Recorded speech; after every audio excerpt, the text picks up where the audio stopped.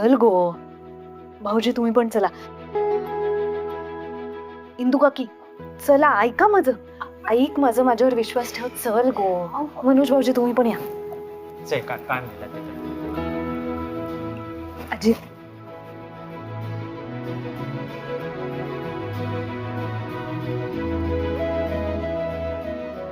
Vallari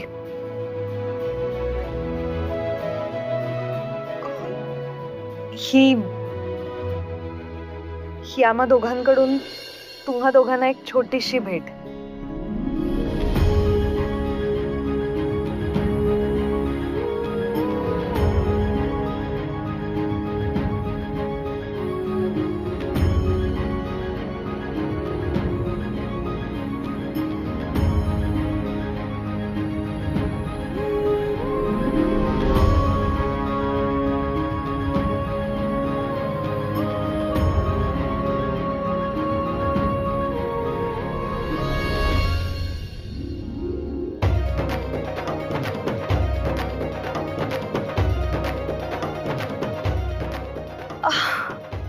O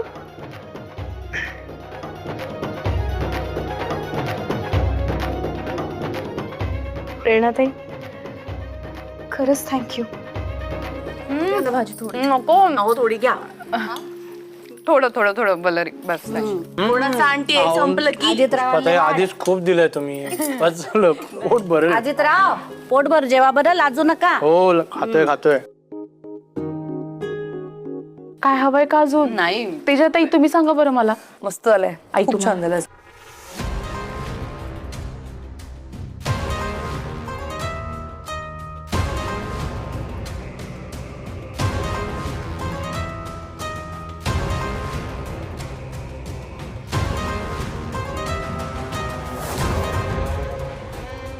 O please phone उचला ना. एकतर पूजा अशी अर्धवट सोडून गेले. असं का केलं असेल? वल्लरी मनोज भाऊजींचा फोन लागत नाहीये का? नाही उचलत आहे फोन. प्रेरणाताई मला खरंच खूप भीती वाटते होता. काळजी वाटते यांची.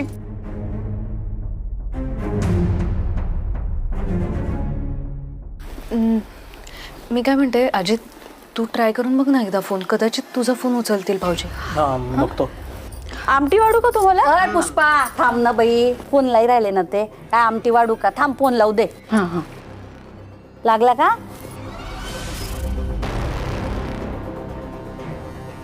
लागला का फोन? नाही लागला? माझंही उचलत नाहीये. नाही हो.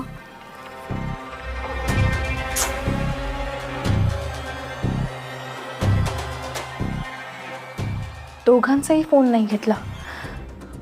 हे कुठल्या प्रॉब्लेम मध्ये तर नसतील ना? नाही, मी उगाच घाबरतेय.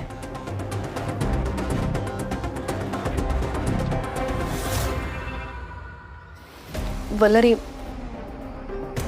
हे बघ, तू नको काळजी करूस. नाही म्हणजे मगाशी भाऊजी सांगून गेले ना, त्यांचं काहीतरी महत्वाचं काम आहे. कामात असतील ते म्हणून उचलत नसतील फोन. काम झालं की येतील घरी.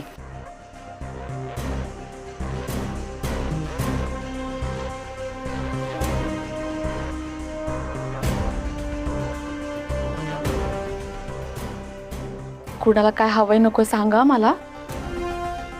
वाढते मी. हा आई तुम्हाला काय वाढू? जेवते नको काही. चटणी एवढीच आहे ना, घ्या ना थोडी. नको नको मला बस.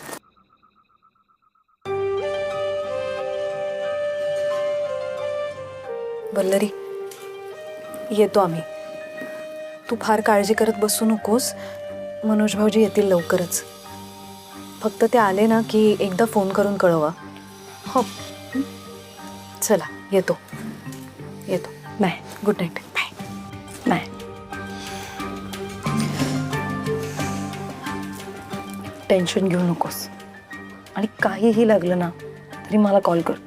मी आता जवळ राहते की नाही. हो, काळजी घे.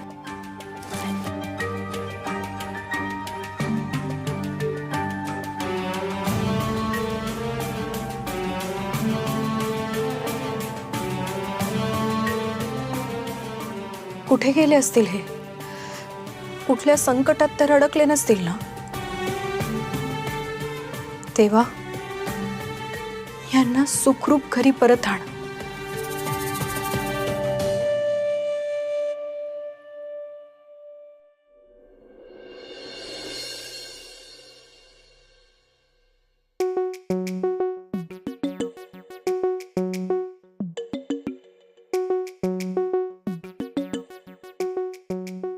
तेजा, कुठे आहेस तू?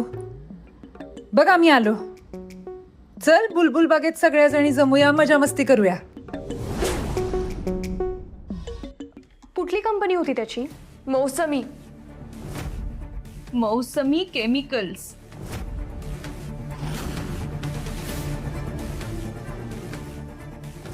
हे बघ, मौसमी केमिकल्स नावाची एक कंपनी आहे जिच्या लायसन्सचं काम मी करतो. काल रात्रीपर्यंत त्यांचं काम जर पूर्ण झालं नसतं तर कंपनीला दंड भरावा लागला असता आणि तो दंड काही लाखांच्या घरात होता. कदाचित कंपनी सील झाली असती आणि त्या कंपनीत काम करणारे अनेक कुटुंब रस्त्यावर आले असते. हे नाव कुठेतरी ऐकल्यासारखं वाटतंय. काय म्हणाला? नाही, काही नाही. मी तुम्हाला एक अर्ज लिहून देते, तुम्ही ते पोलिसांना द्या. काय आहे की हे अर्ज केल्याशिवाय ही केस पुढे जाणार नाही. पोस्टमॉर्टम तर लागेलच.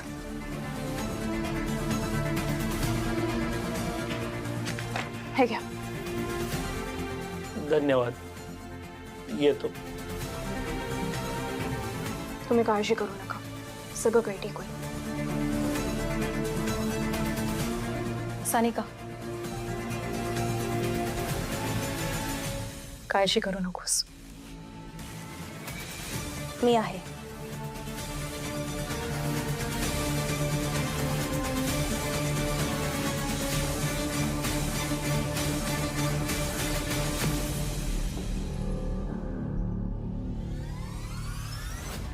काल रात्री मौसमी केमिकल इंडस्ट्रीजमध्ये एवढी मोठी घटना घडली आणि कालच हे त्या कंपनीच्या लायसन्स रिन्यूसाठी गेले होते.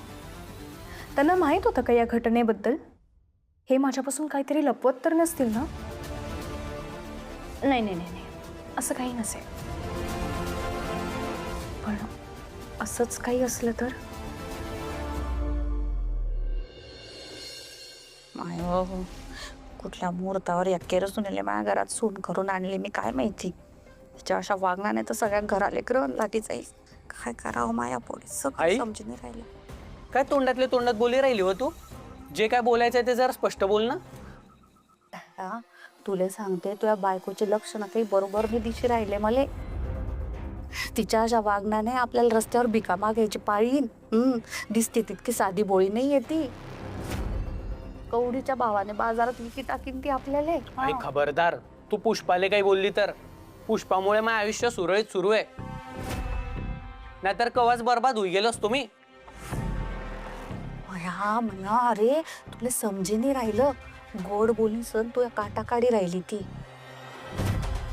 अजून बी वेळ गेलेली नाही, हे विचार कर, नाही तर ही पोरगी आपलं घर बरबाद करून टाकीन बेटा. अगं आई, काय बोलते तू? तुला कळतंय का?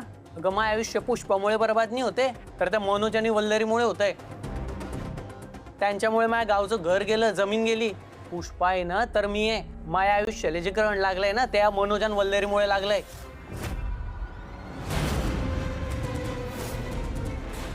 माय हो, हा तर बायकोच्या विरोधात एक शब्द ऐकून घ्यायला तयार नाहीये. काय मोहिनी टाकली त्या पुष्पाने काय माहिती याच्यावर. तुझ्या ताटाखालच्या मांजरच होई गेलाय हा. एक गोष्ट लक्षात ठेव, जसा त्रास तू न संगीता आणि वल्लरीला दिलाय ना, तसाले पुष्पाले द्यायचा विचार बी केला ना तर मी तुझ्या टाळकं फोडी टाकीन. विसरी जाईन की तू माझी आई आहे. पुष्पा काय वल्लरी नाही, तू देशील तो त्रास सहन करायला. मया काय बोली राहिला, तुला समजी राहिला का?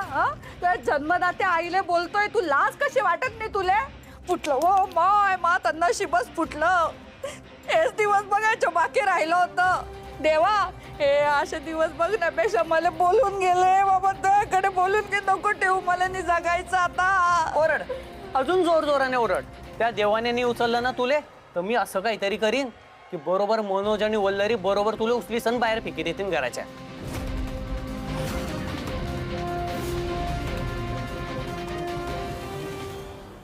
शाबास रे मर्दा. त्या महेंद्रला तर बरोबर बाटलीत उतरवलंय मी. आता माझ्या इशाऱ्यावर नाचत राहणारा. तय्य तय्य तय्य ता. हाय, काय करतेस? हाय, काही नाही गो, आवरावरी चाललीये बघ, सकाळची गडबड. कॅफेतही जायचंय ना, स्वयंपाक करतेय. मस्त ग. काय बनवतेस? नेहमीच आपलं पोळी भाजी. ऐक ना, तू जरा एकाच जागेवर उभं राहून बोल ना नीट माझ्याशी. किती किती फिरतेस? नाही, एका ठिकाणी उभं राहून बोलायला आवडेल, पण सकाळी वेळच मिळत नाही गो तेवढा. माझ्याशी बोलताना तू नेहमीच बिझी असतेस. तेजा, असं काही नाहीये गो, पण जस्ट गडबड सुरू आहे आता, एवढंच. बरं ऐक, श्वेताशी काही बोलणं झालंय का तुझं? नाही, इतक्यात काहीच बोलणं झालं नाही आमचं. मग वल्लरीशी काही कॉन्टॅक्ट झालाय का? हो, वल्लरीचा फोन आला होता, तो उचलला सुद्धा मी. पण काय झालं, ती गडबडीत होती आणि मी माझ्या गडबडीत होते, त्यामुळे असं विशेष असं बोलणं नाही झालं. अच्छा, ओके. प्रेरणा, ऐक ना, तू इकडून तिकडे फिरतीयस ना, मला काही दिसत नाहीये. आता तू कुठे ठेवलायस कॅमेरा? मी भिंत बघू का? सॉरी, असं काही नाहीये.